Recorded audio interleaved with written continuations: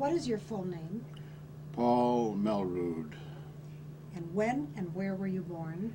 I was born in the little dorf of Piliva, Piliva, in the province of Podolia Gubernia, which was a province in Russia. It's the Ukraine. Was your family name changed after your family originally came to this country? Well, it was spelled different ways. It was really Melrood, and when we came here, we anglicized it to Melrood, and a brother of my father's in the eastern part of the country calls himself Melrood. And they're the only ones in the country, I think. There's nobody else like that. I see. Who were your first family members to settle in this country?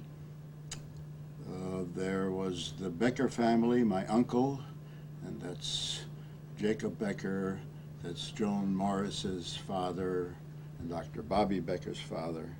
And there was an aunt who came at the same time in 1914, and she was Juliet Kahn's mother, and that's Marion Goralnik. Mm-hmm. And what brought them here? I could say a ship, but the trouble that was taking place in the Ukraine, there were pogroms, and there was Polish people were running all over the place and making it very difficult for life for the Jews. Horrible place. Stinks. So how did they get the money to come here? You didn't need much money in those days. We started out with very little. When we started out from our little shtetl in Ukraine, I think an uncle here in Milwaukee sent us $50, and we really didn't get very far. We got to Warsaw, and that's a whole other story how we got there with wagons. We got to Warsaw, and my father was a Hebrew teacher.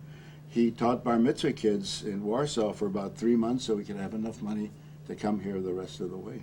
Mm-hmm. What were the full names of your own parents?